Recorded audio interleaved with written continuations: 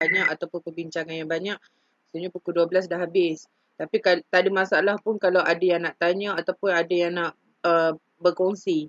Saya lagi suka macam tu sebab kita cuba buat two-way communication. Mungkin dekat sini ada yang, bukan mungkin, kat sini ada yang mak ayah kan. Jadi dia ada sisi pandang yang berbeza. Maksudnya saya akan cerita dari sisi pandang guru.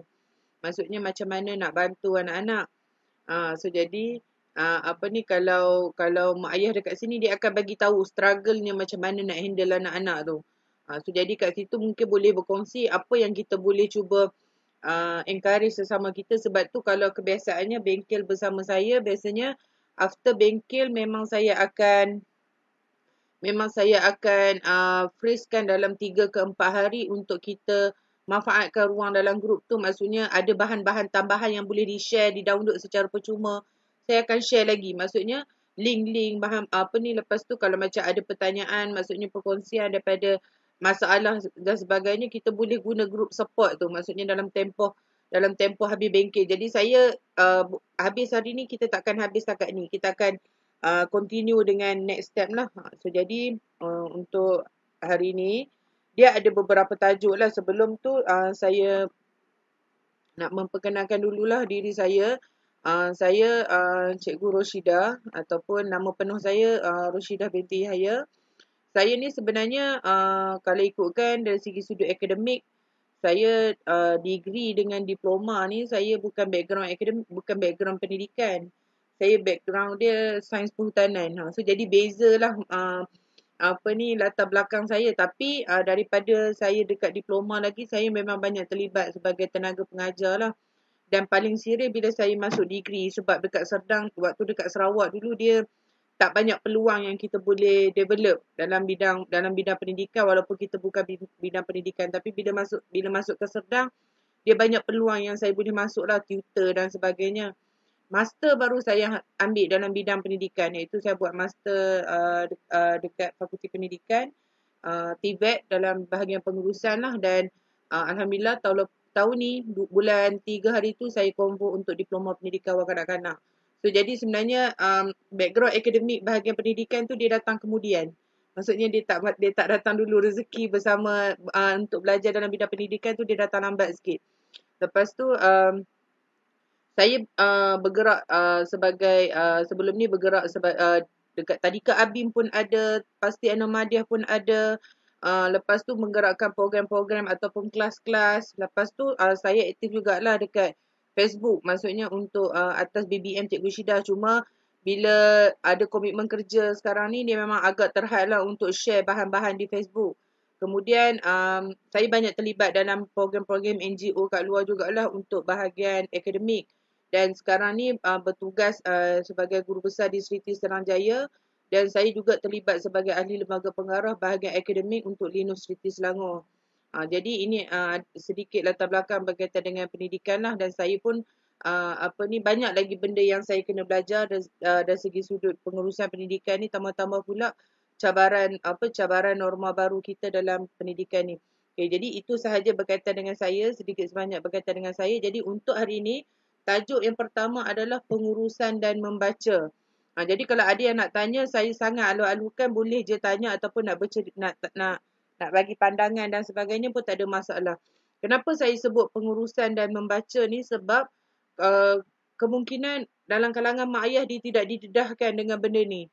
Maksudnya kebiasaannya guru-guru yang akan didedahkan berkaitan dengan pengurusan dan membaca. Sebab kita nampak kadang-kadang dalam rumah tangga kena ada pengurusan, dalam sekolah kena ada pengurusan. Tetapi sebenarnya dalam elemen kecil itu berkaitan dengan kemahiran membaca pun dia ada pengurusan yang kita perlu take note. Maksudnya kadang-kadang macam ada anak-anak kita, mungkin anak-anak perempuan yang ada kat sini, mungkin dia tak ada masalah kritikal. Contoh, mungkin tak ada masalah kritikal dalam bab membaca. Tapi saya berjumpa dengan pelbagai latar belakang anak-anak sebab saya memang buat kelas membaca ni daripada tahun 2015. So jadi saya paling kritikal yang saya pernah jumpa adalah darjah 4 tak boleh baca. Darjah 4 tak boleh baca ni maksudnya, contoh macam mama tu, dia tak boleh sebut mama, dia sebut nana. Maksudnya dia keliru. Darjah 4. Jadi kalau dia darjah 4 tak boleh baca, Jadi dia akan jadi persoalan dekat kita, adakah murid tersebut dia boleh tak jawab kalau ada exam, ada ujian, ada penilaian, hatta untuk buat kerja sekolah. Of course dia tak akan boleh buat. So jadi pengalaman saya yang memang saya pernah kritikal, yang pernah jumpa adalah memang murid darjah 4 tak boleh baca. So jadi benda ini bukan di kampung tetapi di Selangor.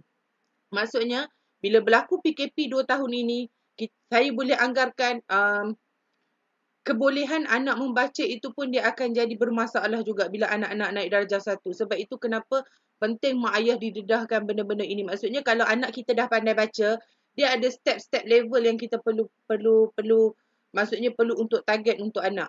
Okey. Okey, sekarang ni kebiasaannya mak ayah dia tak perlu pun didedahkan dengan benda ni, sebab benda ini guru yang sepatutnya perlu faham matlamat. Kenapa kita nak buat PDPC tu? Maksudnya PDPC tu pembelajaran dan pemudahcaraan. Tujuannya adalah untuk kita capai matlamat. Maksudnya matlamat sekarang ni lebih kepada matlamat mak ayah. Mak ayah nak apa? Okey, anak saya boleh baca Jawi, anak saya boleh baca bahasa Melayu, anak saya boleh mengira dengan baik. Dan matlamat ini perlu disusun. Maksudnya macam ada orang tanya saya, apa ni cikgu, apa ni perlu ke kita letak target untuk anak waktu umur 6 tahun dah boleh baca? Kalau anak kita pandai baca, adakah dia akan menyebabkan dia jemu bila belajar nanti? Sebenarnya tak ada masalah pun kalau anak kita seawal umur 6 tahun dia pandai baca. Sebab bila dia pandai baca awal, dia akan explore banyak. Maksudnya bila dia explore banyak, itu adalah peluang yang lebih besar untuk kita dapat something daripada anak tersebut. Yang jadi masalah dia apabila anak itu dah pandai baca, kita tak menyediakan medium untuk dia explore. Bila dia tak boleh nak explore, sebab itu kenapa dia jadi macam jemu walaupun dia pandai awal. Sebenarnya tak ada masalah pun kalau anak tersebut dia boleh baca awal. Kalau dia dapat baca awal, itu adalah peluang yang kita boleh letak target untuk dia. Maksudnya, perancangan kepada anak tersebut, contohlah macam kita target anak darjah 1 nak masuk sekolah mana.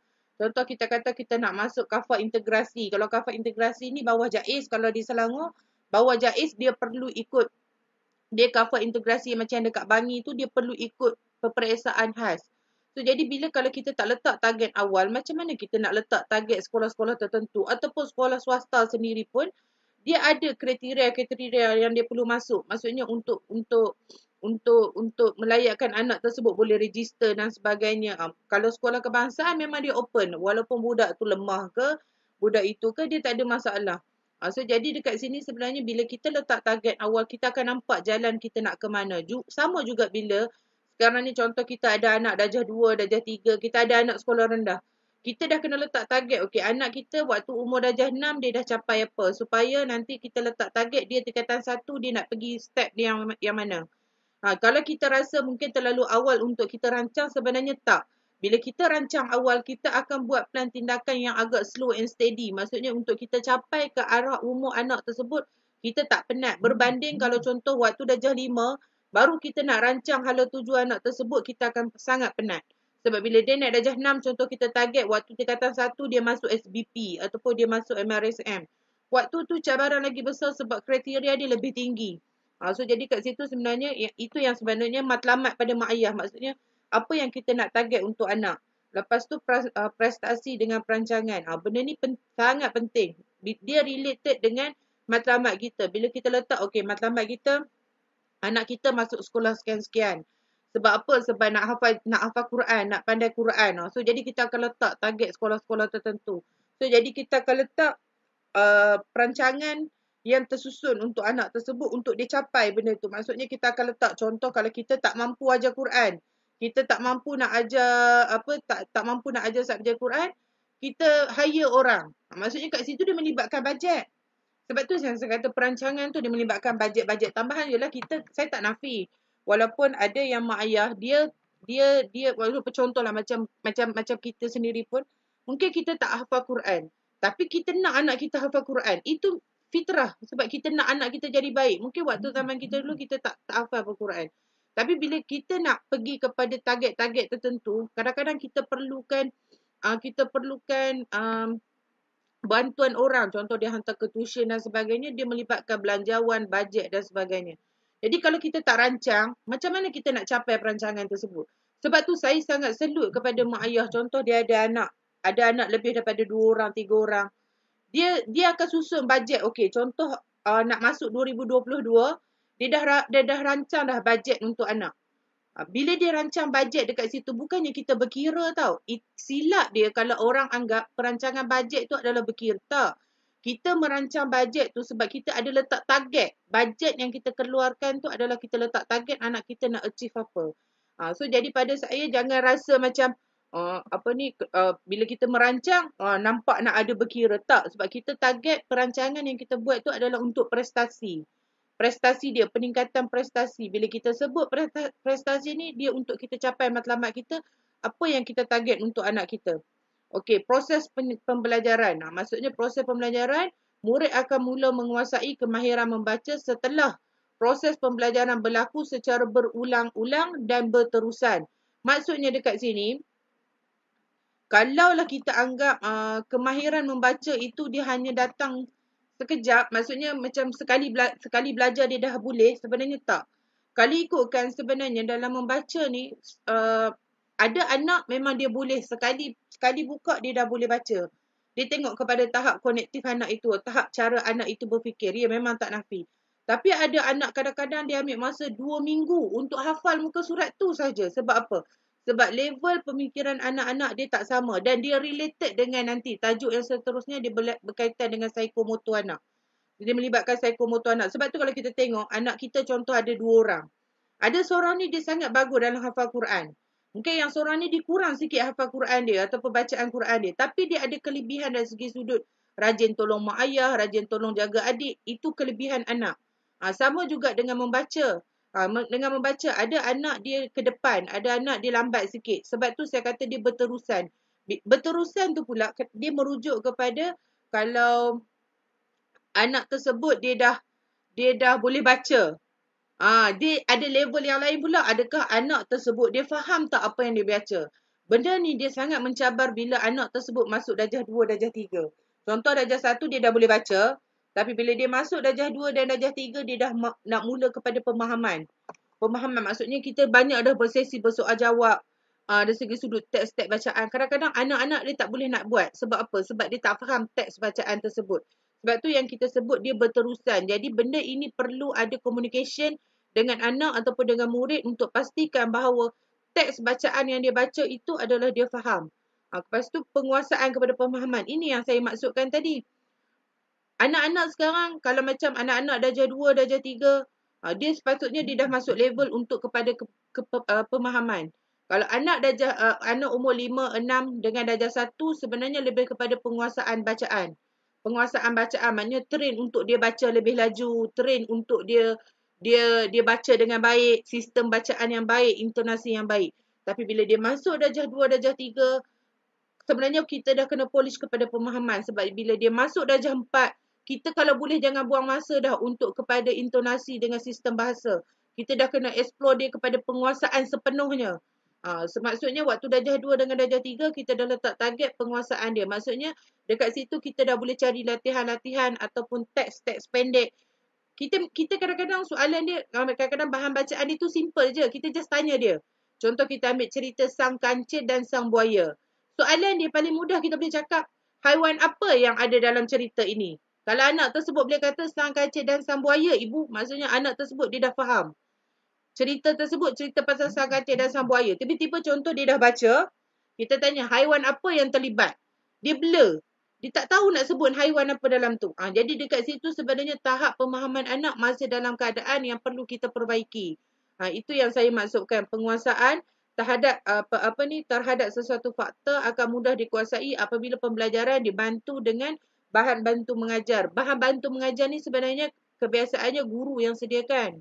Biasanya guru sediakan. Tapi mak ayah sebenarnya bahan bantu mengajar tu, contoh dia kita sediakan video yang menarik, kita sediakan buku-buku yang menarik. Itu sebenarnya bahan bantu mengajar lah. Cuma kalau guru ni dia sediakan flashcard, mak ayah tak sempatnya. Kita ada kerja hakiki lain kan. Tak ada kerja je. Bukan tak ada kerja. Tak dan dengan masa kita nak print, nak laminate, nak ni dengan anak tak sempat. Jadi untuk mak ayah cuba cari bahan yang menarik tapi jimat masa dan jimat kos. So jadi benda-benda tu dia kena sesuai dengan kita lah. Maksudnya nanti saya akan terangkan ada segi sudut bahan-bahan tersebut juga. Lepas tu 5 perkara utama dalam pengurusan asas penguasaan membaca. Yang pertama masa, yang kedua bahan, yang ketiga suasana, yang keempat rekod dan semak dan yang kelima adalah kerap dan berulang.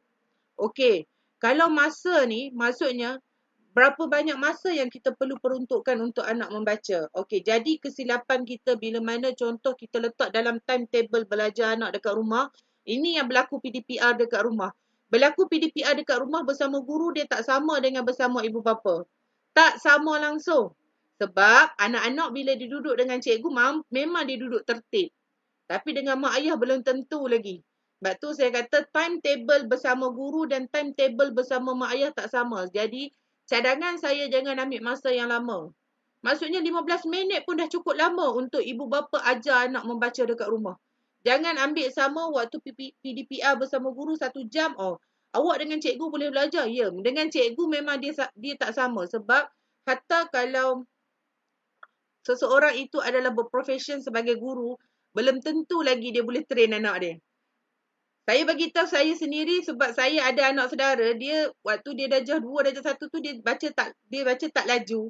Oh, saya bila balik kampung saya kena ajar, mak saya terkejut, saya jadi cengih sangat. Sebab bukan cengih tau, dia macam saya faham perasaan mak ayah kalau dia kena garang anak-anak sebab kita cakap sekali dia tak dengar. Tapi kalau waktu kita jadi guru, anak kita lambat, kita boleh positif tau. Maksudnya saya boleh positif. Okey, setiap anak adalah proses dia lambat ataupun proses dia tak sama.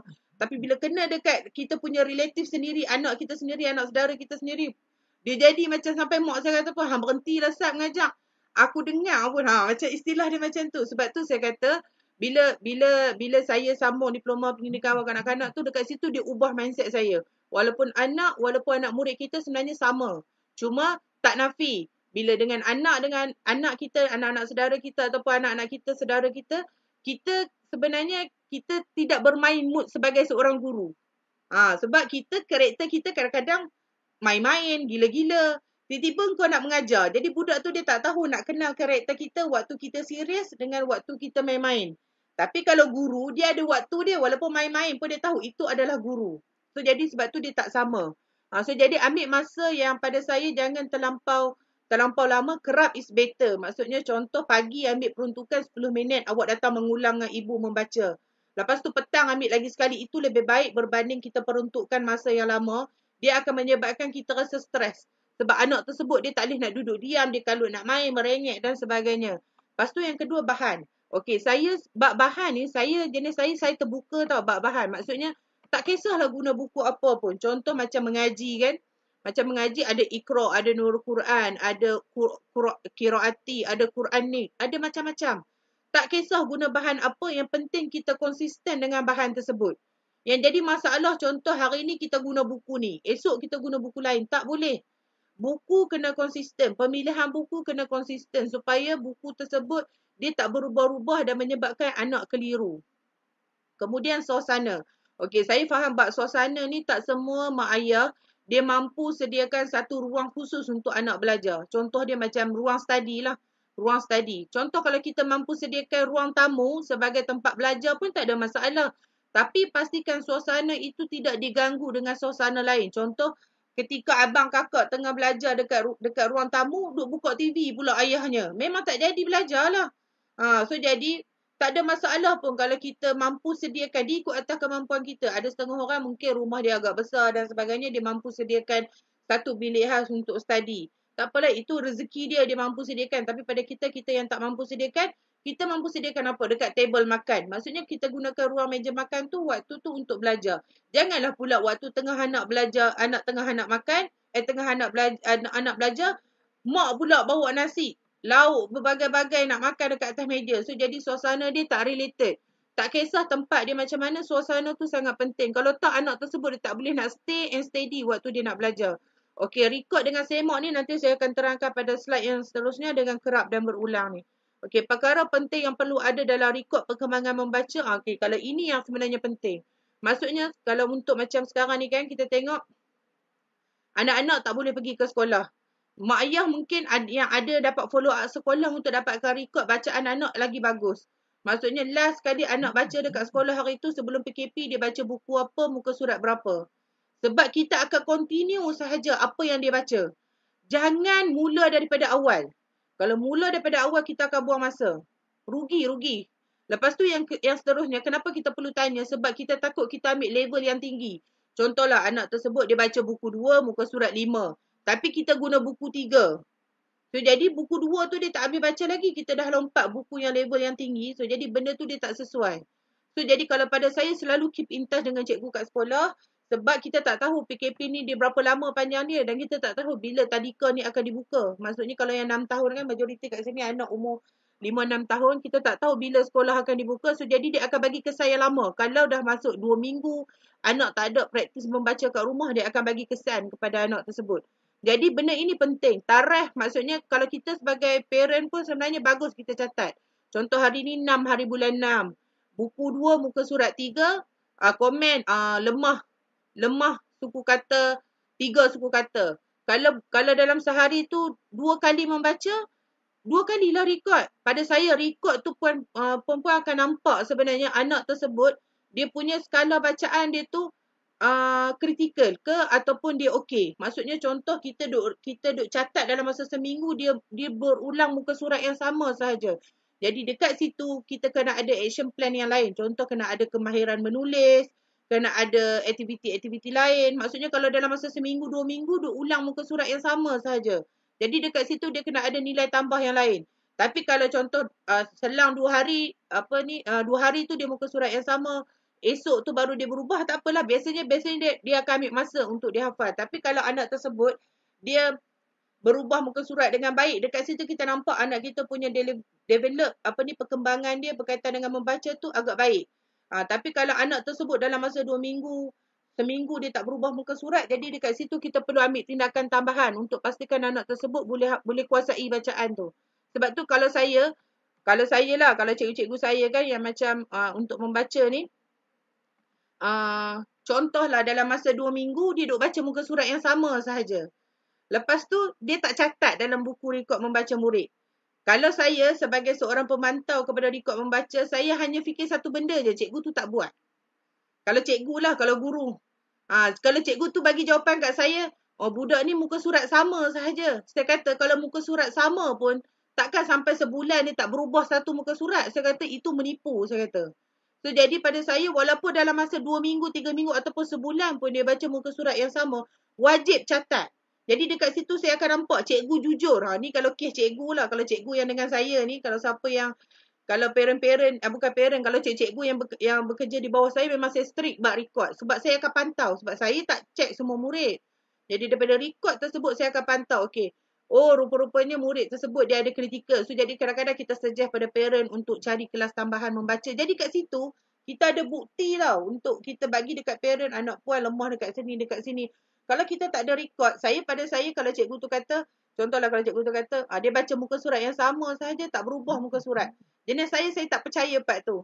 Saya lebih kepada anggap cikgu tu tak buat. Jadi kalau kes macam tu memang saya agak tegas lah. Sebab benda ni penting untuk saya. Walaupun saya tak turun dekat sekolah, saya tak turun pantau dalam kelas. Tapi saya ada rekod catatan tersebut. Okey, ini contoh dia. Maksudnya kalau kita nak menarik, ada bintang, bagi stiker. Jadi benda-benda macam ni kadang-kadang dia bagi motivasi ke anak tersebut. Contoh dah hari tu dia baca satu muka surat lancar. Jadi kita bagi satu stiker untuk anak supaya dia rasa seronok dengan apa yang dia baca. Ini contoh rekod cincai yang saya selalu buat. Maksudnya kelas yang biasanya yang saya buat ni adalah pada yang datang kelas petang, kelas malam. Biasanya yang saya susun kelas-kelas sebelum ni lah, kelas persediaan darjah 1, kelas tuition dan sebagainya. Rekod dia kami guna buku garis biasa je. Kami guna buku garis biasa, kami catat tarikh, kami letak muka surat berapa, kami komen sikit. Maksudnya dekat situ kita akan nampak. Bayangkan kalau daripada kita punya dapatan data ni, kita dah boleh nampak dah anak punya progres. Dalam masa 1 bulan kan, contoh kita dalam masa 2 bulan. Daripada bulan 1 sampai pertengahan bulan 2, kita boleh nampak. Awal-awal ni dia baca muka surat 4 ya. Last kali dia dah masuk Iqra' 2, muka surat 2. Kita nampak tak progres dia? Kita nampak. Kalau kita tak record, dia tak akan nampak progres anak tersebut. Jadi kat situ sebenarnya penting kita record. Jadi satu lagi kita akan semak record anak tersebut. Maksudnya kita nak tahu anak tersebut ada masalah sangkut dekat muka surat mana ataupun muka surat mana. Sebenarnya kalau ikutkan, dalam membaca Al-Quran pun sebenarnya bagus kita ada record ni juga. Maksudnya dalam baca Nurul Quran, dalam baca Iqra' dan sebagainya. Bagus kita ada record ni juga. Sebab bila kita ada record, kita akan nampak progres. Record ni juga sebenarnya kita boleh je catat dalam buku. Maksudnya dalam Iqra' tu, dekat atas tu kita conteng sikit kan. Tapi ada setengah orang, bila kita catat dalam buku Iqra', contoh dia guna buku Iqra' pink tu, kita catat dalam tu, dia tak nice bila kita nak check balik. Sebab kita tak nampak flow dia. Tapi bila kita catat dalam buku yang lain, kita akan nampak flow tarikh yang kita ajar anak tersebut. Tapi kalau kita catat dalam buku membaca ataupun dalam buku Iqra' dia tak nice. Sebab bila kita nak check balik dia agak problem. Bila kita nak tahu progres anak tu. So jadi bagus kita ada buku catatan lain untuk kita nampak progres anak tu. Okey. Pengajaran pastikan menggunakan sistem bahasa yang betul. Maksudnya dalam membaca ni dia kena guna sistem bahasa yang betul.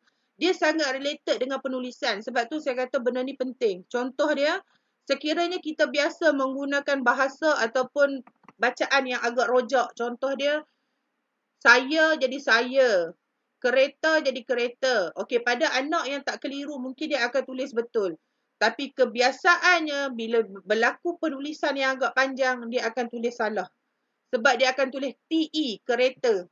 Sebab tu kalau biasa dalam membaca, bila kita ajar anak tersebut membaca, kita kena guna sebutan yang betul. Contoh, kita kata dalam buku membaca tu dia letak gambar kereta dan perkataan kereta, kita kena sebut kereta. Kena sebut kereta. Kalau dia sebut kereta, kita sebagai pengajar kena tegur, awak kena sebut kereta. Kalau kita tak betulkan, kita akan berhadapan dengan masalah penulisan nanti. Itu lagi penat. Kita kena buat 2 kali kerja. Better biar kita penat awal, betulkan sekejap di peringkat awal, kemudian kita tak ada masalah sangat. Tapi kalau sekarang kita rasa, tak apalah asal dia boleh baca. No. Nanti bila penulisan, lagi banyak masalah yang kita kena counter. Terutamanya bila dia dah masuk tahap 2, darjah 4, darjah 5, darjah 6, dah kena buat karangan panjang-panjang. Dekat situ kita akan nampak banyak sangat correction yang dia kena buat. Itu lagi penat lah sebenarnya. Itu lagi penat. Lepas tu tertib. Maksudnya kalau kita nak makan pun kena tertib. Nak solat pun kena tertib. Dalam membaca pun kena tertib. Maksudnya tertib ini merujuk kepada penggunaan buku. Maksudnya kalau contoh kita guna buku Bacalah Anak Aku lah kata. Ataupun buku membaca. Kalau macam Brandy Bunch pun dia ada buku dia sendiri. Al-Baghdadi pun dia ada buku membaca dia sendiri kan. Maksudnya setiap tadika dia ada buku membaca dia sendiri. Guna ikut flow yang betul. Contoh kalau dia ada 4 buah buku, pastikan mula dengan buku 1 step by step sampai dia baca buku 4. Kita jangan mengajar contoh ikut rasa dan rasa suka kita. Contoh hari ni kita nak masuk buku 4, esok nak turun buku 3, lepas tu lusa nak buku 2 pula, dia tak boleh. Dia tak boleh. Jadi dekat situ dia akan menyebabkan kita tak akan nampak progres anak. Maksud saya tertib kalau anak tersebut tak lancar buku 1, masih tetap kena habiskan buku 1. Macam kita belajar Iqra', daripada Iqra' 1 budak yang tak boleh yang tak boleh baca Iqra' 2 mana boleh pergi Iqra' still kena baca Iqra' 2 lah, dia tak boleh lompat Iqra' 6. Sama juga dengan membaca ni. Dia kena ikut step by step baru kita akan nampak progres dengan anak-anak punya perkembangan tu. Okey, TNT ni maksudnya tips and trick kan. Yang pertama yang saya nak ingatkan sekali, mulakan seawal yang mungkin. Maksudnya kalau dekat sini kita ada anak-anak yang kecil, ada umur 4-5 tahun, tak ada masalah pun kita nak dedahkan awal. Cuma teknik pendedahan itu sahaja. Maksudnya bila dia dah masuk 5 tahun, dia dah masuk 6 tahun, dia dah kena serius sikit dengan buku. Sebab cabaran kita untuk berdepan waktu dia naik darjah 1, naik darjah 2. Tapi kalau anak umur 3-4 tahun, tak ada masalah pun kita nak dedahkan awal dengan flashcard, dengan perkataan-perkataan ABC, alfabet, huruf vokal pun tak ada masalah. Mulakan seawal yang mungkin. Yang kedua, teknik membacakan buku. Maksudnya, kita sebagai parents ataupun kita sebagai guru, anak tersebut dia tak boleh baca. Tapi kita cuba baca kat dia. Jadi lama-lama dia akan rasa rangsangan untuk dia baca bersama-sama. Jadi dekat situ sebenarnya secara tak langsung dia akan bagi self-motivation dekat anak tersebut bahawa dia nak kena pastikan bahawa dia betul boleh baca. Sebab benda ni dia jadi macam ni. Saya jadi, dekat anak murid saya sendiri pun sama. Contoh dalam kalangan darjah 1, darjah 2, ada kawan-kawan yang laju baca, ada kawan-kawan yang tak laju baca. Kawan-kawan yang laju baca ni biasanya kami akan train bahawa awak kena tolong kawan-kawan yang tak laju baca. Diorang akan train. Diorang akan tolonglah bantu. Maksudnya ada suku kata yang orang tak boleh sebut. Yang jadi bagus ni, murid-murid yang tak boleh baca ni, bila ada masa free, diorang akan baca buku.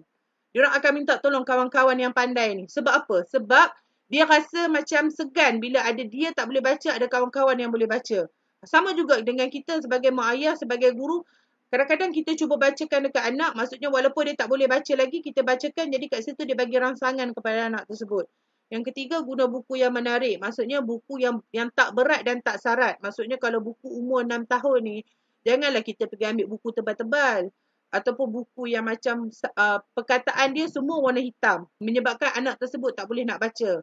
Kadang-kadang anak darjah 2 dengan darjah 3 ni pun kadang-kadang bila kita minta dia baca buku yang sarat, dia tak boleh nak faham.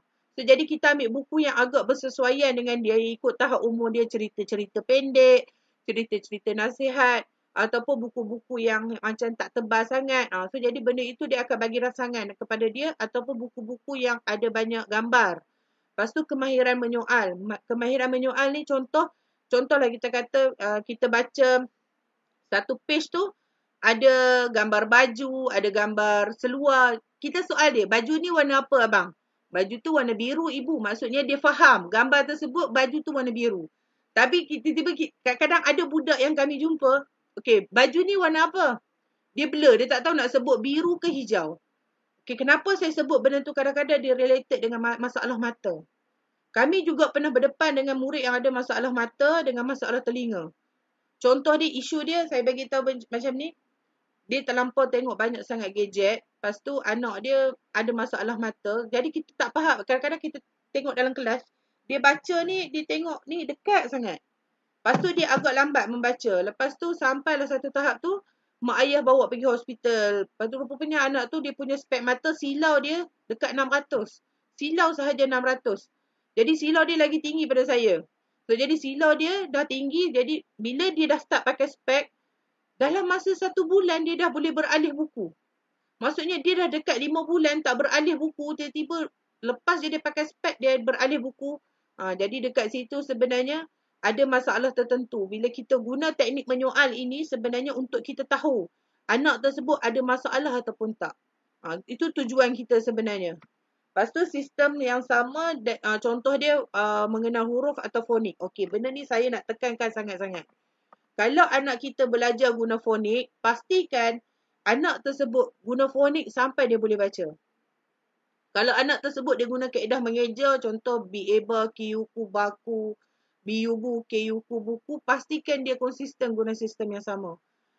Contoh, saya bagi contoh macam contoh anak tersebut, dia sebenarnya dua-dua contoh ini dia ada pro and cons dia. Contoh kalau fonik ni kelebihan dia pada English. Sebab dalam English dia menggunakan sebutan dan ejaan yang sama. Kita kalau dalam English, kita contoh ball tu sebenarnya bila kita eja macam kita eja kadang-kadang nak bunyi Melayu. Yang English tu sebenarnya salah. Tapi kalau ikutkan fonik lebih tepat dalam English. Tapi dalam bahasa Melayu pun tak ada masalah untuk kita eja fonik. Cuma yang jadi masalah dia macam ni.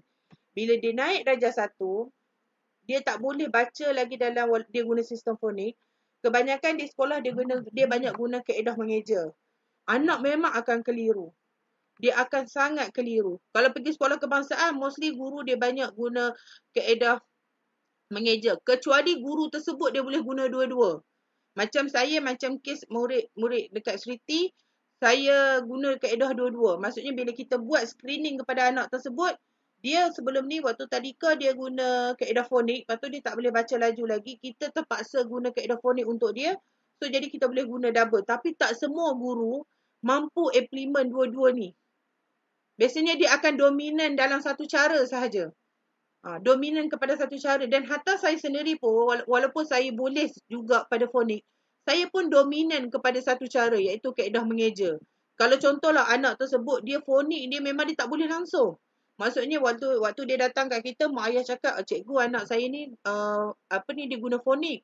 Tapi bila kita test dia, sebutan huruf fonik semua tu dia tak boleh baca. Maksudnya memang agak kritikal lah walaupun dia dah darjah 1. Jadi kami beralih kepada teknik mengeja dia cepat sikit.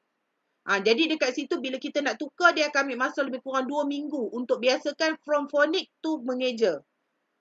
Tapi kalau dia dah membaca fonik okey sikit, cuma kita nak lajukan dia, kena continue dengan fonik.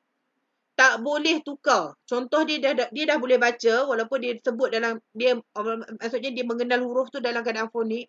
Dia dah boleh baca cuma tak laju lagi ataupun dia lemah kepada ayat-ayat tertentu yang panjang sikit.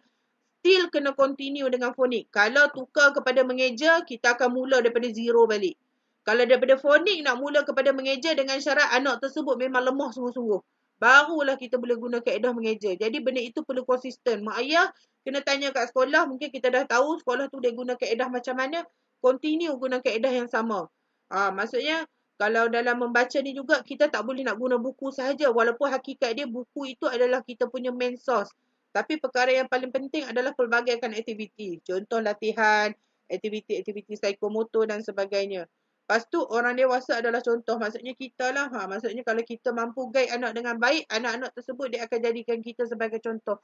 Dan saya yakin yang pada hari ini, yang datang pada hari ini, mesti nak, maksudnya adalah contoh kepada anak-anak. Sebab tu kita datang sini, sebab kita nak cuba perbaiki. Mungkin ada perkara-perkara yang sebelum ni kita kurang buat ataupun kita tak pernah buat. Kita nak cuba buat. Lepas tu wujudkan ruang dan bahan bacaan lah, seperti yang saya cakapkan tadi. Ruang dan suasana tu sangat penting untuk kita wujudkan rasa minat dengan rasa suka dia pada belajar. Lepas tu masa, dan yang terakhir give and reward. Maksudnya give and reward ni sebenarnya benda ni penting untuk anak-anak sebenarnya. Sebab tu kadang-kadang cikgu-cikgu ni kalau macam dia bagi walaupun sebatang pensil pun kepada anak tersebut, dia dah cukup gembira.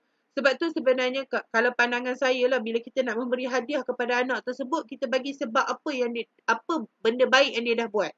Kadang-kadang kita ni selalu bagi reward pada dia ataupun selalu bagi hadiah pada dia. Tapi kadang-kadang yang kita risau, kita banyak memberi kepada dia.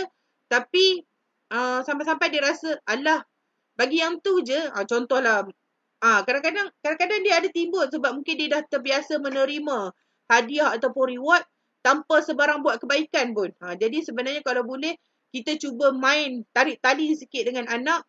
Okey, apa benda yang awak buat baik hari ni yang untuk mama bagi ke awak aiskrim? Maksudnya contoh dia tolong basuh pinggan. Dia tolong jaga adik. Baru relevan kita bagi. Maksudnya kat situ kita bukannya nak berkira-kira bagi sesuatu pada dia. Tapi kita kena ajar dekat dia demand. Maksudnya demand kebaikan apa yang dia boleh bagi pada kita sebab kita nak train awal. Okey. Macam konsep pahala lah. Awak takkan dapat pahala selagi awak tak buat baik. Dia macam tu. Kalau boleh kita guna kaedah macam tu. Sebab kami ada juga kadang-kadang kita jumpa budak kan.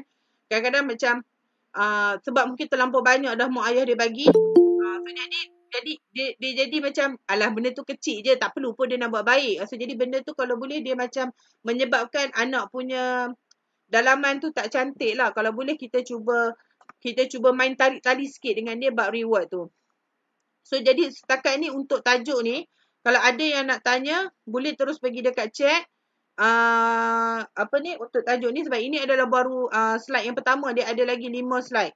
So jadi macam mana kita nak pastikan anak-anak stay and steady ketika membaca? Yang pertama masa, macam saya kata tadi 2 hingga ke 5 minit ataupun 5 ke 10 minit. Lepas tu berhenti sebelum anak-anak jemu. Maksudnya mak ayah kalau tahu anak tak boleh stay lama dengan kita jangan terus lama dengan dia. Lepas tu kerap, lepas tu kita bagi sokongan. Sokongan ni adalah fitrah lah, macam kita pun sokongan ni macam ibarat macam pujian lah. Kalau macam kita pun kalau kita buat kerja dekat office, kita seronok kalau bos kita puji. Sama juga dengan anak-anak ni. Kalau kita walaupun dia hanya boleh baca satu suku kata, kita bagus kakak. Kakak macam ni lah. So jadi kita puji dia, jadi dia akan bagi rangsangan motivasi dekat anak tersebut. Lepas tu keep calm and be cool. Maksudnya kat sini sebenarnya kita kena perbaiki. Yang ni pelindungan. Pelindungan tu biar dia rasa seronok. Dia rasa, lepas tu emosi kita. Kadang-kadang memang tak nafilah dia ada emosi marah, emosi tegas. Tapi jangan sampai emosi marah dengan emosi tegas tu dominan. Bila dominan, anak tersebut kalau dia tak nak belajar, memang dia tak nak belajar terus. So jadi benda tu dia akan bagi kesan yang agak panjang. So jadi tak ada masalah pun nak tegas. Sebenarnya tak ada masalah pun nak tegas. Kalau kita tak tegas, dia akan jadi masalah kemudian. Contoh dia macam anak darjah 3, darjah 4 kan. Kita buat PDPR, mak ayah ni habis tegas nak suruh anak hantar tugasan. Tapi kalau anak tu tak nak buat pun tak nak buat juga. Tapi ketegasan tu penting, tapi perlu ada tolak ansur supaya kita jangan sampai anak tersebut dia tak nak langsung. Benda ni jadi dekat anak-anak sekarang lah yang ber-PDPR. Cikgu dah bagi tahu dah kan buat tugasan-tugasan apa kan. Kadang-kadang cikgu anak tersebut tak sempat siapkan ikut deadline. Parent bagi tahu je lah cikgu. Kata cikgu anak saya tak sempat buat ikut deadline. Cikgu sebenarnya dia faham je. Bila berlaku PDPR ni, cikgu dia tak boleh nak push sangat pun. Kalau dia push, mak ayah stres dia pun stres. Sebenarnya. Dan sebagai seorang guru juga, dia kena faham bahawa mak ayah dah ambil tugas guru untuk pastikan anak-anak belajar kat rumah. Kalau kita push sangat pun, lalah anak tersebut tak hantar, kita nak apa? Itu benda tu lagi merugikan kita lah sebenarnya. Jadi dia kena ada tolak ansur. Kalau tak sempat, kita kena tolak ansur dengan parent lah. Jadi lembut dan tegas tu kena letak pada tempat dia. Maksudnya tak ada masalah pun kita nak tegas. Hatta guru pun sendiri dia tak ada masalah, dia pun kena bertegas. Tapi jangan sampai ketegasan awak dominan menyebabkan anak-anak murid ni kadang-kadang dia nak tanya soalan pun takut. Itu masalah. Jadi masalah juga kepada guru. Contoh dia garang sangat kan. Sampai anak murid nak tanya soalan sebab dia tak faham pun dia takut. Sebab kenapa dia takut? Sebab takut dia kena marah. Kadang-kadang kan anak murid ni dia jadi macam ni tau. Salah ke saya tak faham? Istilah dia macam tu. Salah ke saya tak faham? Saya nak tanya ni saya tak faham. Tapi disebabkan guru terlampau garang, dia rela tak faham daripada tanya. Jadi mak ayah jangan macam tu. Maksudnya jangan sampaikan sikap ketegasan dengan marah kita tu dominan menyebabkan kadang-kadang anak tak tahu, dia tak berani tanya soalan. Lalah dia rela diri dia tak tahu berbanding untuk bertanya. Itu menyebabkan lagi rugilah. Lagi rugi untuk kita. So jadi buang sifat kurang sabar. Maksudnya kalau macam contoh khususnya kepada anak-anak yang bakal naik ke darjah 1 ni, kadang-kadang anak-anak kita dia agak lambat sikit. Saya tak nafi pun benda tu. Dia lambat ni dia bukan faktor perkembangan dia juga. Faktor semasa kita juga pun kita kena faham.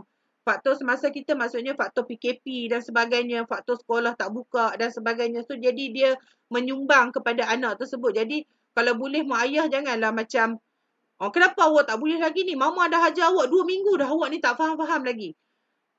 Sebenarnya bila kita bercakap macam tu, dia akan mindset dalam kepala dia bahawa dia tak pandai.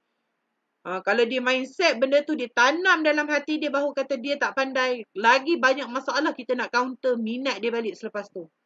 Sebab tu saya kata kalau contohlah waktu kalau saya sebagai guru pun contohlah kita tengah beremosi sikit mengajar dalam kelas, biasanya saya akan keluar kelas kejap. Saya tak akan duduk dalam kelas kejap. Contoh maksudnya waktu tu anak murid tak dengar cakap ke apa ke, biasanya saya akan keluar sekejap.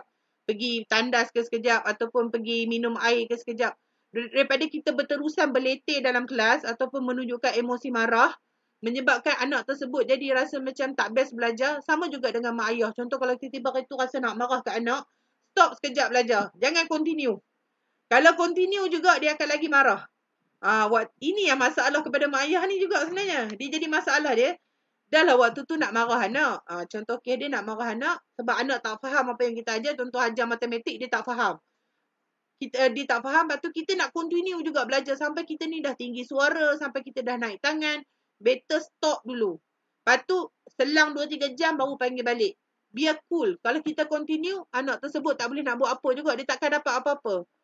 So jadi analogi dia mengajar membaca ni seperti ubat.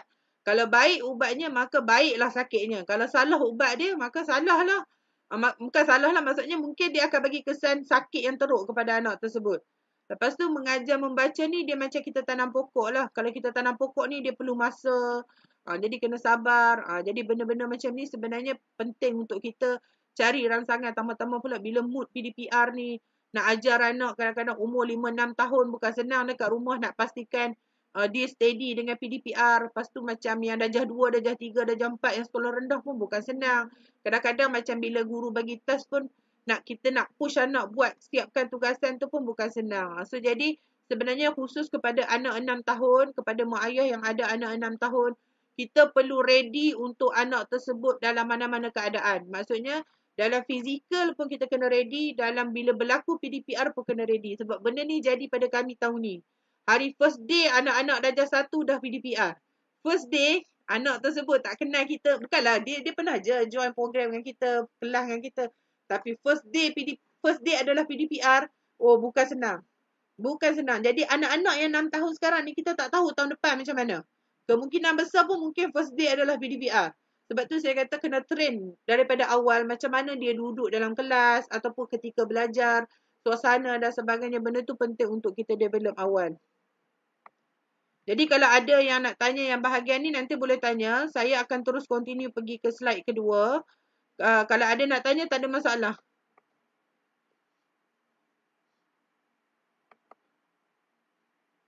Sekejap saya buka dia punya slide.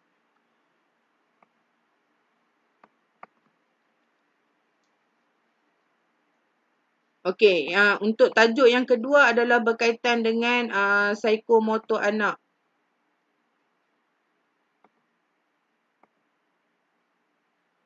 Mungkin benda ni dia agak baru dekat ada setengah parent mungkin benda ni agak baru lah. Tapi sebenarnya dia tak ada baru mana pun. Sebenarnya kadang-kadang benda ni yang kita dah duk buat dekat rumah. Contoh dia macam kemahiran menggunting, kemahiran melompat, bawa anak-anak pergi taman.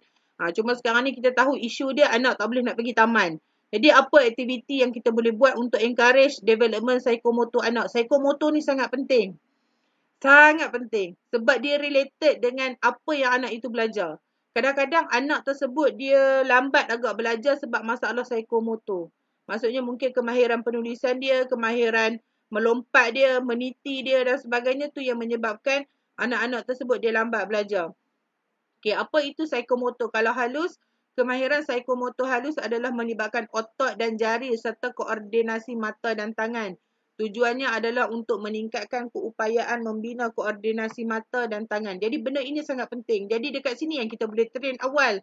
Anak kita ada masalah rabun, anak kita ada masalah silau, anak kita ada masalah tangan dia tu macam keras ke dan sebagainya. Jadi dekat situ kita akan nampak anak tersebut dia ada masalah apa. Jadi benda ni biasa buat kat sekolah.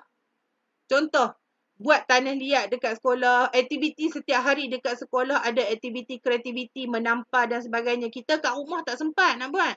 Tambah-tambah kalau mak ayah masih kena work from home. So jadi dekat situ sebenarnya perlu diselitkan masa aktiviti psikomotor ini untuk membantu anak tersebut. Aktiviti psikomotor kasar melibatkan otot yang besar iaitu seluruh badan seperti melompat, berlari dan sebagainya.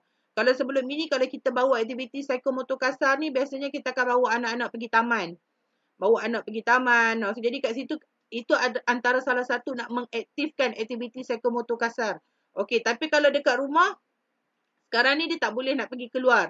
So jadi macam mana kita nak develop aktiviti psikomotor kasar? Jadi mak ayah kena kreatif. Apa aktiviti-aktiviti yang boleh dibuat? Contoh kita beli bola ke, kita main pingpong ke dengan dia ataupun kita buat jogging dalam rumah ke. Jadi benda ni penting untuk kita pastikan perkembangan dia tu bergerak seiring. Kemudian psikomotor halus. Kemahiran motor halus ialah kebolehan kanak-kanak menggunakan anggota badan yang kecil lah seperti tadi.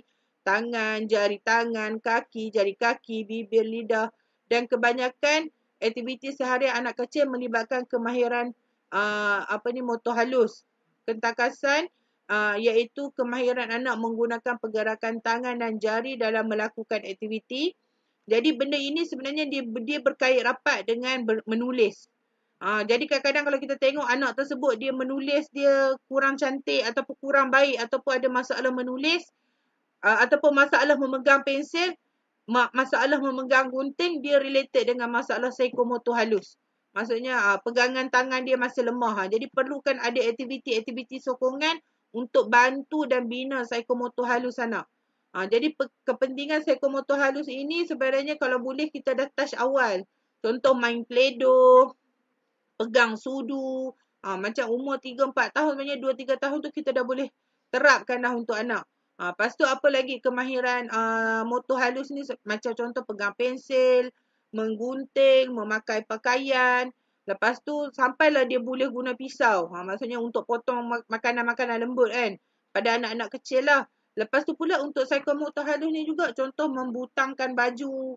So jadi kadang-kadang kalau anak kita ada masalah ni kalau boleh kita dah train awal dah. Sebab dia melibatkan perkembangan dia dalam bab belajar. Kemudian aktiviti psikomotor kasar.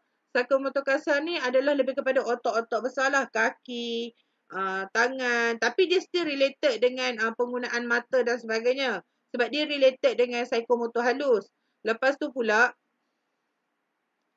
kalau macam kadang-kadang kita nampak macam senang lah psikomotor kasar ni. Tak ada masalah sangat. Tak sebenarnya. Kadang-kadang contoh anak tersebut dia tak boleh tak boleh merangkak ataupun dia tak boleh meniti. Contoh kita minta dia meniti, kita letak, kita suruh dia macam kita letak macam kalau orang nak ambil lesen motor tu, titi yang kecil yang nak naik motor dapat lesen tu. Contoh kadang-kadang ada anak dia tak boleh nak meniti. So jadi kadang-kadang kita letak kerusi yang panjang tu untuk dia naik atas tu dia boleh berjalan ke tak. Kadang-kadang dia tak boleh nak imbangkan badan. Jadi benda tu dia related dengan perkembangan anak. So jadi sebenarnya kalau anak tersebut tak boleh mengayuh basikal, tak boleh menangkap bola. So jadi benda itu dia menyebabkan maksudnya psikomotor kasar anak bermasalah. Sebab tu saya kata bila berlaku PKP ni mak ayah kena kreatif. Macam mana nak pastikan psikomotor kasar dan psikomotor halus aktiviti ini dibina di dalam rumah. Contoh dia kita ambil masa petang dalam lepas asar, beli bola kan, ajar anak membaling je dengan kita. So jadi dekat situ bila kita ajar dia membaling, satu pergerakan badan dia bergerak, satu lagi kita akan membantu kemahiran dia melihat. So jadi bila dia dapat tangkap dengan baik dekat situ, sebenarnya bila kita nak mengajar dia belajar, dia akan boleh. Tapi saya memang tak nafi, ada murid dia lambat sangat dalam belajar, tapi dia sangat bagus dalam bermain. Sebab tu saya kata dia kena selari. Mungkin kadang-kadang anak tersebut mungkin dari segi sudut dominan dia adalah bermain, bukan dominan dia adalah belajar. Maksudnya dominan tu dia datang bermain dulu baru belajar. Ada anak dia datang belajar dulu baru bermain. Jadi setiap anak punya perkembangan dia tak sama. Jadi kat situ dia ada perbezaan dari segi sudut development anak tersebut. Okey. Dalam bab psikomotor ni juga perlu ditekankan adalah kemahiran komunikasi. Kemahiran komunikasi. Rancang aktiviti psikomotor anak yang boleh membina komunikasi bersama anak. Contoh dia, abang tangkap bola yang mama bagi ni. Contoh. Dan satu lagi dia akan bantu anak untuk bertutur dengan baik. Jadi kat situ sebenarnya dia memberi tindak balas daripada apa yang kita cakap. So jadi kalau kita tak buat aktiviti yang menyebabkan, bukan kita tak buat aktiviti, kita dah buat aktiviti, tapi kita tak buka ruang komunikasi, jadi benda tu rugi. Tambah pula sekarang dia tak boleh pergi sekolah, lepas tu dia tak boleh nak berkomunikasi dengan kawan, jadi dia akan drop sebenarnya performance. Sebenarnya ikutkan contoh aktiviti co-curriculum, aktiviti bersama rakan-rakan, itu adalah membantu kepada self development anak sebenarnya. Bila berlaku PKP macam ni, walaupun anak boleh belajar, tetapi sebenarnya yang agak membimbangkan macam saya sendiri adalah kemahiran tambahan anak, iaitu komunikasi, kemahiran bergaul dan sebagainya, disebabkan gap yang berlaku waktu PKP ni. So jadi benda ni kalau boleh di peringkat dekat rumah kita cuba buka ruang komunikasi dengan anak. Lepas tu pendengaran. Maksudnya anak tu dia memberi maklum balas ataupun tindak balas tak pada info yang kita nyatakan. Kalau dia tak bagi respon, dekat situ kita boleh trace. Mungkin anak kita ada masalah telinga. Ya, anak-anak kita sekarang ada yang ada masalah tu. Ada hatta yang dah kena pakai alat khas. So jadi kalau dekat saya tak pernah jumpa lagi. Tapi yang masalah mata memang banyak. Umur 4 tahun dah pakai spek. Umur 6 tahun dia punya power tak tinggi, tapi dia punya silau lagi tinggi pada saya. Jadi realiti anak-anak sekarang ni memang saya nampak banyak yang dah ada masalah mata. Sebab itu penting untuk kita tahu. Kadang-kadang kita nak berkomunikasi dengan dia pandang kita macam kecilkan mata dan sebagainya. Jadi dekat situ kita nampak dia ada masalah bab penglihatan yang menyebabkan masalah komunikasi dia lag. So jadi dekat situ kita dah kena trace awal. Lepas tu macam mana pula pada anak yang pelat? Maksudnya cikgu, susu, mama nak cucu. Dia sebenarnya masalah pelat ni kena betulkan tau. Kalau kita tak betulkan, percayalah, contoh mama nak cucu sampai umur 6 tahun dia cucu dia tu lah. Sampailah nak baca buku. Dia kalau kita tak betulkan masalah pelat ni, dia akan bawa sampai umur dia 5-6 tahun. Dan kami pernah jumpa umur darjah 2, darjah 3 yang ada masalah pelat. So jadi pelat ni dia perlu dibetulkan. Maksudnya kita jangan ambil remeh dia sebut pelik-pelik tu. Maksudnya dia sebut yang tak jelas. Kecuali dia pelat R, tak boleh nak buat apalah. Yang tu R tu yang tu normal lah. Yang tu memang kalau awak paksa dia baca, contoh Ferrero Rocher tu kan. Ferrero Rocher tu memang dia tak boleh sebut. Yang tu sebab memang masalah dominan. Dia kalau masalah dominan yang susah ubah, yang pertama R dengan S. R dengan S memang susah sikit. Tapi S ni kalau dia praktis, biasanya dia akan okey. Kalau R je yang susah sikit. Biasanya kalau R tu dia akan jadi ro kan. Dia jadi R tu yang susah sikit. Tapi kalau S ni dia kena dia lama-lama kalau kita praktis betul. Lama-lama dia praktis, dia akan jadi better. Lepas tu, sebenarnya masalah pelat ni juga kita kena betulkan sebutan, perbaiki sebutan. Sebenarnya dalam membaca juga dia membantu untuk anak betulkan percakapan. Contoh buku kan, kadang-kadang ada anak sebut butu. Butu. Ada anak yang sebut macam tu sebab dia tak boleh nak sebut K tu. So jadi bila kita guna teknik membaca, cuba awak sebut K. Kalau dia tak boleh lagi, kita praktis lama-lama bila dia dengar benda yang betul, dia akan betulkan. Kalau kita biarkan dengan masalah pelat ataupun masalah sebutan yang salah, dia akan jadi habit untuk dia. Lepas tu pula aktiviti psikomotor, perkara yang paling penting kalau untuk mak ayah dekat rumah, cadangan saya rancang aktiviti tu, janganlah, kalau guru ni dia kena buat RPH. Tak perlulah sampai mak ayah kena buat RPH. Maksudnya sampai nak kena buat detail hari ni, tarikh belajar apa, objektif dia apa, tak adalah sampai setara tu. Tapi sekurang-kurangnya adakan aktiviti, ambil aktiviti-aktiviti yang mudah, menarik dengan pelbagai. Maksudnya tak perlu aktiviti yang terlalu berat. Tambah pula kalau macam dekat rumah, macam untuk aktiviti psikomotor halus, dengan ada satu kampit tepung, dengan ada satu pewarna, dengan ada minyak dan air, dah boleh buat Play-Doh. So jadi kita boleh cari resipi-resipi ni dekat internet. Macam mana nak buat Play-Doh. Buat dengan anak lah, macam nak buat cucur tu kan, macam nak buat kuih raya tu, buat Play-Doh sendiri. So jadi kadang-kadang aktiviti ni jangan terlampau cari aktiviti yang syarat. Contoh dia kalau macam cikgu-cikgu, dia lain lah. Dia sebab memang profession dia, kena cari aktiviti-aktiviti yang pelbagai, aktiviti-aktiviti yang lebih untuk murid explore. Tapi kalau untuk mak ayah, cari aktiviti yang simple, yang memudahkan. Sebab mak ayah ni dia ada kerja hakiki dia, nak mengemas rumah. Tu tak kira lagi yang work from home, yang maksudnya buat balik kerja dekat rumah. So jadi dekat situ tak perlulah cari aktiviti yang terlalu syarat. As long as cari yang mudah, menarik dan pelbagai. Maksudnya janganlah buat aktiviti yang sama sahaja. Kadang-kadang hari ni mama print kat awak warna. Esok mama print lagi awak warna. Lusa awak print lagi warna. Print tu tak ada masalah, tapi janganlah bagi warna sahaja. Mungkin hari ni mewarna, esok guna warna air, lusa guna gunting-gunting, tampal, collage. So jadi benda tu kena pelbagai, barulah menarik untuk anak explore aktiviti tu. Lepas tu perkembangan psikomotor dan gadget kepada anak-anak. Okey, ini yang saya nak tekankan sangat bila berlaku PDPR. Kita terpaksa bagi gadget ke anak. Betul tak? Kadang-kadang ada sampai satu tahap anak tersebut dia ada laptop sendiri. Dia ada telefon sendiri. Dia ada tab sendiri. Okey, pada saya tak ada masalah pun. Sebab zaman sekarang adalah zaman yang demand untuk kita sediakan. Kalau dalam Islam pun ajar, kita kena ajar anak sesuai dengan tahap zaman dia. Kita tak boleh. Contoh zaman sekarang, anak perlu PDPR, perlu sediakan gadget. Kita masih tak nak. Saya nak mengharapkan anak saya sekolah fizikal juga.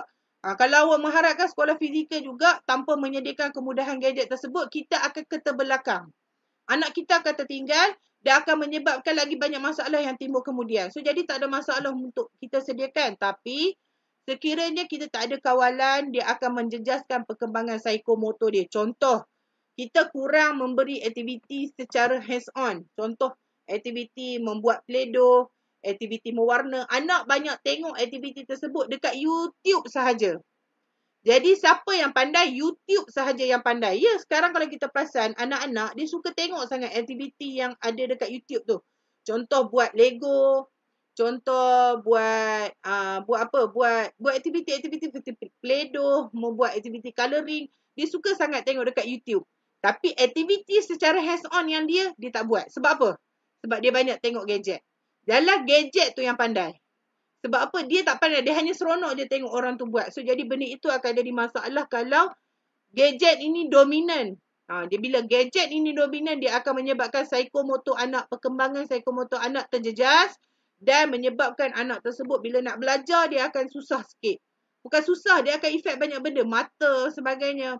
Lepas tu kesan gadget kepada perkembangan otak. Maksudnya gelombang tu dia akan ganggu kepada pemikiran anak. Ialah sebab dia tengok aktiviti buat Lego tu dekat YouTube je. Hakikatnya nak bagusnya beli Lego suruh anak buat. Bukannya dia tengok dekat YouTube tu. Salah YouTube tu je yang pandai. Itu pun jadi masalah juga. Lepas tu gadget, perkara yang penting adalah kawalan. Ni minta maaf ada. Adalah kawalan. Kawalan kepada gadget itu. Kalau kita tak buat kawalan, dia akan menyebabkan anak tersebut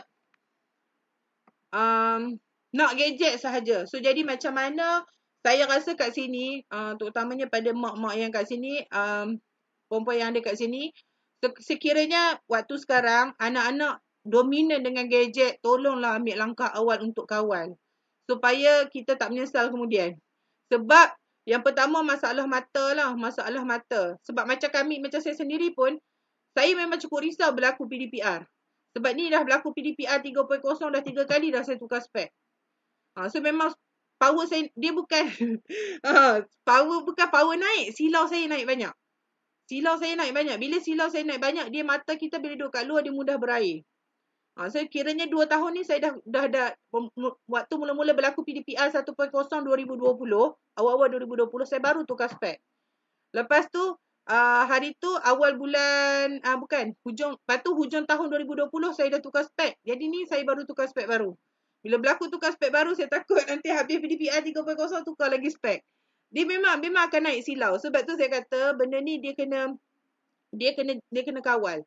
Sebab anak-anak dia punya mata dia tak macam orang dewasa tau.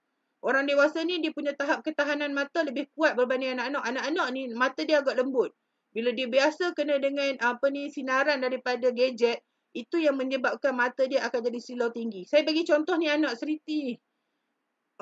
Darjah 2, silau dia 600 ke 700 sekarang. 700 tu tinggi tau. Tinggi untuk umur 8 tahun. Adalah perkara-perkara yang sangat membimbangkan. Sebab tu saya kata kena kawal. Maksudnya contoh, bila dia dah belajar PDPR secara online, mungkinlah nak ada time dia tengok YouTube dan sebagainya, tolong kawal masa. Maksudnya dia nak tengok.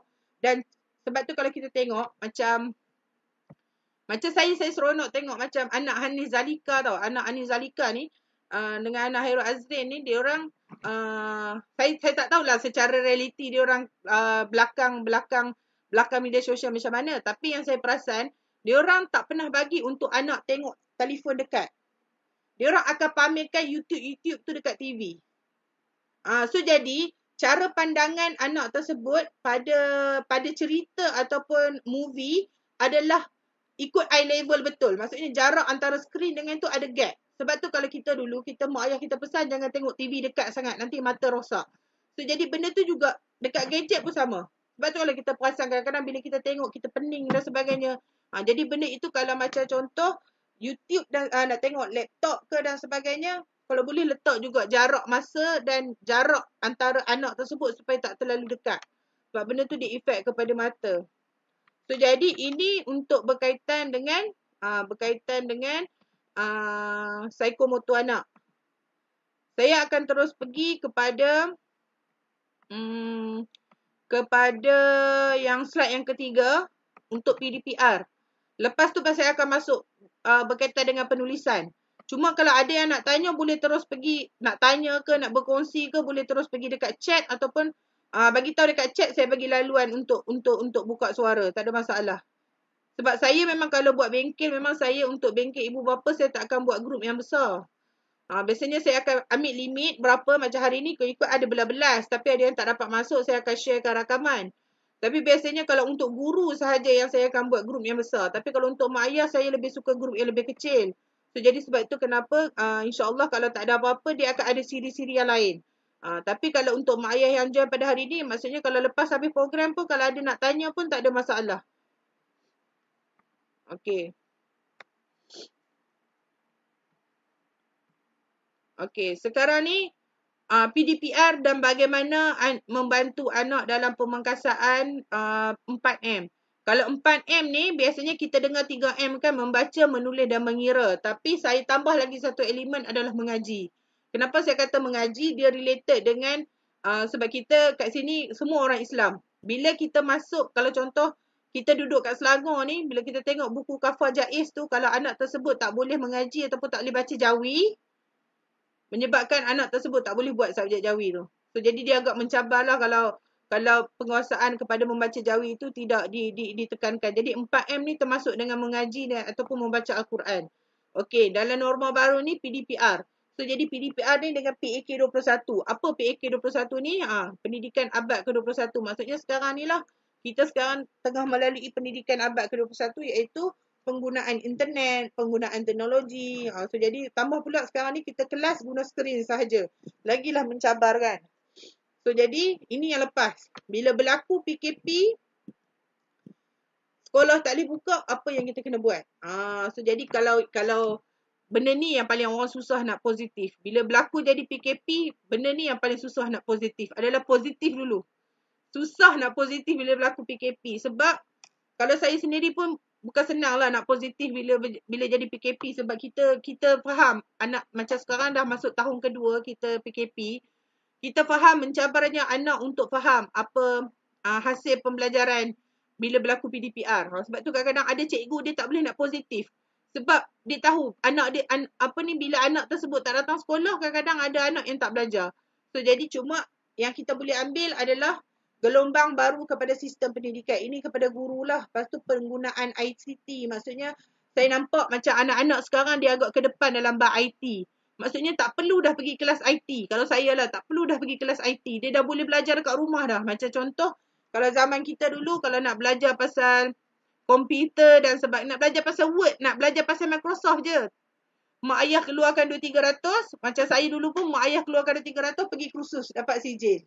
Tapi kalau sekarang saya kira tak perlu pun anak-anak pergi kursus untuk dapatkan sijil Microsoft tu. Sebab dia dah boleh explore. Kemudian eksplorasi benda baru, maksudnya kita dapat explore bahan-bahan baru, gadget-gadget baru, apps baru. Macam contoh macam anak-anak kan, macam sekarang ni kita ada banyak sumber-sumber yang boleh buat quiz secara online. Hatta Google Form pun ada yang kita boleh buat quiz secara online. Kemudian keberlangsungan pendidikan. So jadi benda ni nak tak nak kena hadap. Istilah dia macam tu. So jadi pada mak ayah yang khususnya pada 6 tahun, kita kena ready dengan situasi ke depan ni. Saya macam-macam lah kita dengar daripada kawan-kawan kita, kawan-kawan saya sendiri yang duduk dekat KPM dan sebagainya. Mencabar sebenarnya situasi pendidikan sekarang. Sebab tu kenapa UPSR tu dimansuhkan. UPSR dimansuhkan sebab apa? Bukan memang dah lama orang nak hapuskan UPSR ni. Tapi kenapa dia orang hapuskan segera yang pasal isu UPSR ni? Sebab dia orang nampak hasil daripada UPSR tahun lepas. Bila anak-anak tersebut tak konsisten datang sekolah, macam contoh tahun ni. Contohlah kalau tiba-tiba tahun ni buat UPSR, sedangkan sekolah tak sampai 2-3 bulan, tiba-tiba nak buat lagi UPSR, memang akan nampak performa anak drop. Sebab tu kenapa dia orang hapuskan UPSR tu. Sebab syllabus kepada UPSR tu agak tinggi. Sebab tu kalau kita tengok, buku-buku yang anak gunakan sekarang dekat sekolah adalah buku yang digunakan secara fizikal. Yang sepatutnya belajar secara fizikal. Tetapi apabila dialihkan kepada PDPR, sebenarnya dia tak, kalau ikutkan, syllabus tu agak tinggi. Syllabus buku yang digunakan agak tinggi sebab bila mood PDPR, sepatutnya syllabus itu dia tak boleh tinggi sangat. Bila dia tinggi sangat menyebabkan ada anak-anak yang tercicir ataupun tak boleh jawab. Tetapi nak tak nak kena guna juga syllabus tu. Sebab tu kadang-kadang macam contoh subjek matematik kadang-kadang ambil 2-3 kali kelas untuk terangkan tajuk yang sama. Sebab apa? Sebab mungkin dari segi sudut penguasaan secara PDPR dengan fizikal tu dia tak sama. Kemudian kesan negatif COVID-19 kepada PDPC, keberkesanan. Maksudnya dari segi sudut adakah anak tersebut dia faham ataupun tak. Sebab itu kenapa perlukan ada penilaian-penilaian ringkas. Sebab tu kalau saya, mak ayah, jangan takut dengan penilaian. Sebab bila kita buat penilaian ataupun guru dia test, minta task dan sebagainya. Sebab apa? Bukan sebab kita nak downgradekan anak tersebut, tak. Sebab kita nak tahu, okey, anak tersebut dia ikut PDPR, dia faham tak apa yang dia belajar sepanjang dia ikut PDPR. Jadi kalau dia tak faham, maksudnya tajuk-tajuk tertentu dia masih tak kuasai. Jadi dia akan counter kepada next PDPR. Jadi benda itu penting untuk kita perbaiki. Sebab tu saya kata peperiksaan ni ataupun penilaian ni dia still penting untuk kita sukat ataupun ukur anak tersebut. Cuma dia, kita paling risau kalau anak tersebut ada yang dominan dia macam tertinggal. Itu yang paling kita risau. Lepas tu capaian internet. Bukan pada pendalaman sahaja, pada yang duduk dekat bandar pun sama. Macam cikgu sendiri kan tengah mengajar tiba-tiba tak boleh nak share slide dan sebagainya. Dia mencabar. Sebabnya sekarang ni semua orang dah duduk kat rumah. Line internet agak slow. So jadi bila kita terpaksa guna bahan macam tu saja dia akan bagi kesan. Lepas tu gadget. Kalau macam contoh ada mak ayah yang berkemampuan mungkin tak ada masalah lah. Tapi kalau yang saya dengar kadang-kadang satu keluarga ada 3 anak yang bersekolah, macam mana dengan gadget? Macam contoh macam perempuan kan, macam tahun depan contohnya kalau PDPR masih berlangsung, kita ada anak sekolah rendah, maksudnya sekarang ni dah kena fikir, dah rancang plan macam mana kita nak sediakan gadget untuk anak, untuk kita anak-anak belajar. So jadi benda tu dia melibatkan planning. Sebab tu yang saya tegankan awal-awal tadi adalah matlamat. Bila kita sebut pasal matlamat, kita akan plan. Plan okey dari segi sudut keuangan, kemampuan kita, macam mana kita nak susun pembelian yang kita mampu, gadget yang kita mampu. Kalau sekarang kalau kita tak susun daripada sekarang, kita risau nanti tahun depan baru semua benda nak sedia, dia akan menyebabkan kita stres. Mungkin dari segi sudut keuangan, support financial kita tak mampu dan sebagainya. Jadi daripada awal sekarang dah kena rancang. Kemudian kesan negatif, pelibatan persentage murid per kelas, keciciran murid, prestasi murid, lepas tu interaksi dua hala. Maksudnya sebelum ini guru dia boleh buat sentuhan dengan murid dari segi sudut daya sentuhan. Tapi sekarang sentuhan dia datang pada mak ayah. Yang sentuhan daripada mak ayah ni lah yang kita risau. Saya minta tolong sangat, kalau anak tu tak faham, tolonglah jangan lepuk kepala dia. Sebab itu adalah kawasan-kawasan sensitif. Kawasan-kawasan sensitif untuk anak tu pandai. Kalau kita macam kadang-kadang macam adalah contoh macam ayah-ayah kan, dah ajar anak tak faham kan. Abang ni orang dah cakap banyak kali, dia lepuk kat kepala ni kan. Macam, yelah benda tu, macam tu awak ni tak faham lagi lah. Benda tu kita nampak macam simple, tapi sebenarnya benda tu berat. Sebab bila kita main kawasan sensitif, Islam pun tak ajar kita tak boleh rotan anak pinggang ke atas. So jadi bila kita rotan, kita main pula kawasan kepala adalah kawasan untuk dia terima ilmu, lagilah dia akan menyebabkan anak tersebut susah nak belajar. Macam guru, sentuhan dengan guru macam mana? Contoh dia tak faham dalam kelas, cikgu akan panggil kat depan. Ya, awak tak faham kat mana? Mai cikgu tolong ajarkan kat awak one to one. Maksudnya dekat situ, sekarang guru dia tak boleh buat macam tu. So jadi dia sangat-sangat terhad. So jadi dekat situ kurang komunikasi, kurang dua hala. So jadi benda tu dia akan menyebabkan anak-anak punya performance dia turun sikit. Sebab tu saya kata kesan pada PDPR ni dia ada kesan baik dia ada kekurangan dia. Lepas tu pengecilan masa belajar. Ialah kelas fizikal, contoh anak tersebut datang sekolah 7.30, dia balik 5.30, lama. Tapi kelas online takkan nak buat 7.30 pagi sampai 5.30. Jenuh buat 2 jam pun dah cukup penat. Saya bagi tahu sejujurnya, saya cakap saya lagi rela pergi sekolah pukul 7, pergi sekolah pukul 6.30 berbanding saya buat PDPR. Kalau tanya saya. Sebab apa? Sebab bila buat PDPR, kita tak boleh nak terlalu lama dengan anak. Sebab anak tersebut dia nak stay duduk dengan kita lama sangat. Dia takkan boleh duduk diam. Tambah-tambah kalau 5-6 tahun ni lagi lah kan. Kalau tadika tak buka nak buat PDPR, mencabar. Lepas tu kesan PDPC talian kepada murid, inilah kesan-kesan dia, kurang sosial, kurang aktiviti fizikal, ketebasan komunikasi. So jadi benda ini perlu ditackle di rumah. Sebab tu saya kata mencabar sebenarnya ujian mak ayah untuk 2 tahun ini dengan mungkin 3-4 tahun akan datang, mencabar kepada mak ayah.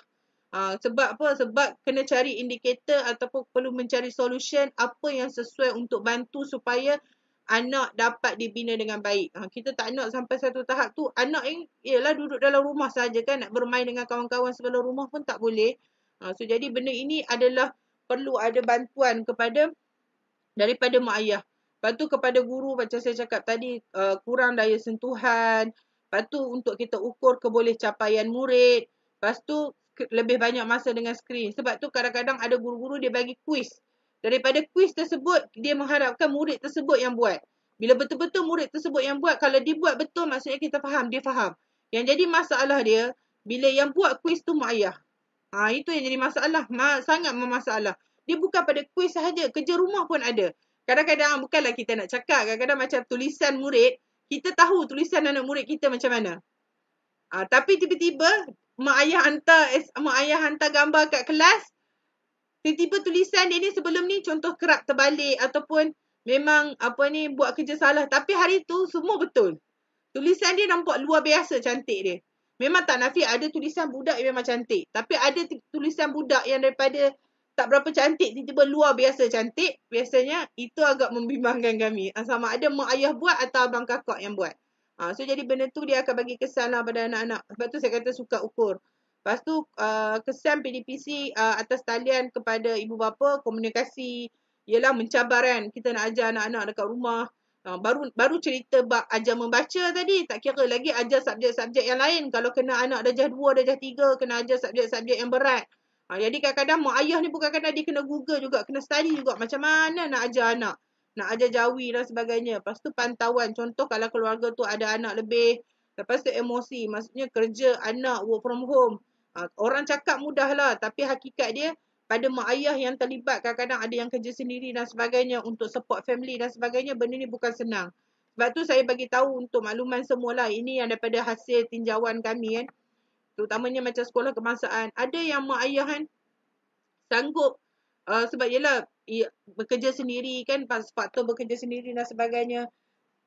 Yang ni yang saya dengar lah, ada yang sampai satu tahap tu dia tak kisah dah anak dia pandai ke tak, dia dah tak kisah dah anak dia boleh baca ke tak, asalkan dia ada duit nak makan.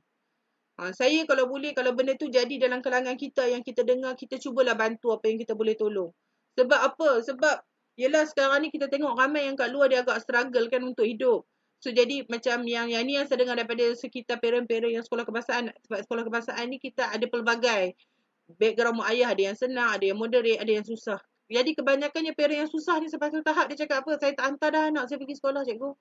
Saya tak hantar dah sebab saya tak mampu dah. Jadi yang penting saya ada beras nak makan kat dapur. So jadi kalau kita sampai satu tahap kita dengar benda macam tu, ya Allah mencabar sebenarnya. Mencabar kepada tahap perkembangan anak-anak lah. So jadi benda tu bukan senang. Lepas tu persoalan, jika diberi pilihan kita nak sekolah online ke sekolah fizikal, of course kalau saya tanya saya nak fizikal lah. Mak ayah sendiri pun kalau kena work from home, memang betul-betul kena work from home, tak work from home pun. Tiba-tiba anak datang kerja, anak pula datang, mama dia buat apa tu? Mama buat apa tu? Awak pergi jauh-jauh sikit. Waktu tu emosi dia nampak lah. Mak ayah macam singa kan. Antara nak jadi cikgu ataupun nak jadi mak ayah pun tak tahu nak main karakter yang mana. Mak ayah pun dah jadi split identity lah. Nak jadi cikgu ke nak jadi mak ayah. So jadi benda tu agak mencabar kan. Lepas tu pula faktor semasa yang tadi pilihan. Maksudnya sekarang ni kita tak ada pilihan kan dengan isu PKP dan sebagainya. Dan kita pun tak tahu benda ni berlarutan. Tapi kami duk jangka lah. Kami duk jangka. Kalau ikutkan daripada perbincangan bersama sahabat-sahabat yang duduk dalam KPM sendiri pun. Kami duk jangka struggle dalam bidang pendidikan ni dia akan ambil masa 3 tahun ke depan. Maksudnya kalau contoh sekarang ni fasa vaksin kan. Maksudnya kalau tahun ini berjaya divaksinkan 100% ataupun 80% vaksin diselesaikan. Maksudnya kalau kes turun dengan baik, kita akan ambil struggle untuk survive dalam 3 tahun ke depan. Maksudnya 3 tahun ke depan tu adalah langkah berjaga-jaga untuk kawalan penyakit berjangkit ni. Sebab COVID ni dia gelombang besar. So jadi dia ambil masa mungkin 3 tahun ke 4 tahun untuk betul-betul stabil. Kalau vaksin itu berkesan. Sekarang ni kita tengok yang isu vaksin ni pun walaupun dah lepas vaksin pun masih lagi ada yang kena jangkitan sebab ada masalah mungkinlah pasal isu imunisasi badan dan sebagainya, tapi nak cakapnya akan nampak untuk kita struggle ambil masa 3 ke 4 tahun. Jadi saya harap di peringkat mak ayah kat sini memang kena ready lah isu PDPR ni sebab kita tak ada pilihan. Jadi dua pihak yang memainkan peranan yang penting untuk keberlangsungan pendidikan. Yang pertama guru, yang kedua ibu bapa. Sebenarnya anak tu dia jatuh nombor 3. Guru ni sebenarnya dia adalah perancang kepada belajar sahaja. Tetapi perlu sangat sokongan mak ayah. Maksudnya saya boleh cakap macam ni lah. Untuk cabaran 2-3 tahun ni, mak ayah yang kena jadi ambil tugas guru. Sebenarnya tu dia bukan senang saya kata. Tambah-tambah pula kalau kita ni anak ramai dan sebagainya. So jadi benda tu dia tak simply untuk kita buat. Lepas tu kerjasama ibu bapa dengan guru macam saya sebut tadilah, sepakat kita kena sama-sama letakkan communication. Lepas tu kita cuba bantu anak-anak. Contoh dia kalau macam mak ayah ada pandangan yang baik untuk sekolah berkaitan dengan PDPR dan sebagainya, kita gunakan ruang communication dengan guru tu. Sebab kadang-kadang guru ni kadang-kadang kita tak dengar sisi dia. Mungkin ada benda yang dia tak mampu ataupun ada benda yang mungkin dia tak nampak dan sebagainya. Jadi ruang komunikasi bersama guru dengan mak ayah ni adalah sangat-sangat penting. Sebab kalau kita tak gunakan ni, yang paling penting adalah komunikasi ni, dia tak akan jadi sepakat dengan sungguh ni. Kesungguhan ni tak akan jadi. Jadi di efek dia pada anak lah. Maksudnya kalau kita tak berkomunikasi dengan baik. Jadi gunakan ruang komunikasi dengan guru tu baik. Sebab guru ni dia ada sisi pandang yang berbeza berbanding mak ayah. So jadi kalau boleh kat situ kerjasama sangat penting. Lepas tu barulah kita sentuh bab murid. Bina minat, bina suasana, bina tanggungjawab, bina semangat. Sebab yelah dekat anak-anak ni kita macam dia pun rindu nak jumpa kawan-kawan dia rindu nak jumpa cikgu-cikgu dia. So jadi benda-benda macam tu adalah agak mencabar lah untuk kita terangkan dekat anak. Kadang-kadang anak dia nak faham kan. Tapi sekarang anak-anak dia dah setahun lebih. Dia dah mula faham pasal isu COVID ni. Cuma kita nak bina minat dengan tanggungjawab pada belajar tu. Kalau macam kita tengok, macam saya tengok dekat budak-budak U kan, macam budak-budak U college, dia orang punya drop dah tau. Cara minat belajar dia orang dah drop sebenarnya. Budak-budak ramai dah drop untuk belajar sebab yelah contoh subjek calculation, advanced is mathematics kena belajar online memang tak faham. Macam anak saudara saya poli yang dia ambil civil engineering, sem pertama dah kena online. Dan sem pertama tu ada subjek advanced in mathematics. So jadi tak faham. Saya tengok budak-budak U sekarang ni pun dia orang macam agak performa agak drop. Macam dekat UPM ni ada seorang kenalan lah. Sampai satu tahap tu nak bunuh diri tau. Budak tu nak bunuh diri. Sebab apa? Sebab stres sangat belajar. Sebab yelah belajar online tak faham, tak boleh nak jumpa kawan dan sebagainya. Jadi benda-benda ni dia akan bagi kesan kepada anak-anak kita lah. Maksudnya bila kena belajar online saja mungkin akan mengganggu dia punya emosi dengan tingkah laku dia. So jadi macam ni yang saya sebut. Contohlah 2020 anak kita darjah 1. Kena PDPR dah ni waktu ni online. Lepas tu 2021 anak kita darjah 2. Macam mana anak kita darjah 3, darjah 4. Kita tak nampak lagi perjalanan dia pada 2 tahun akan datang. Tetapi mak ayah saya bercakap macam ni lah. Dia kena ready dengan apa-apa situasi. Sebab tu saya kata kena rancang. Contoh macam sekarang anak kita dah 6 tahun. Bakal naik darjah 1 sekarang. Perlu tak kita sediakan gadget untuk dia? Kalau untuk saya memang perlu merancang untuk sediakan. Supaya kita tak mengejut kemudian. Bila berlaku PDPR, kita tak mengejut. Maksudnya perlu merancang adalah segi sudut keuangan. Benda itu penting. Benda itu sangat-sangat penting. Kemudian, paksa rela kena terima lah. Tu, maksudnya, awal-awal ni tu bila umum PKP, terpaksa terima. Rela lalas, kena reda je apa yang jadi kan. So, jadi, formula dia yang pertama bila kita ajar anak ni, yang pertama doa lah. Ikhtiar, usaha dengan tawakal. Benda ni sangat-sangat penting. Kadang-kadang kita dah banyak usaha, dah banyak ikhtiar tapi kita lupa doa.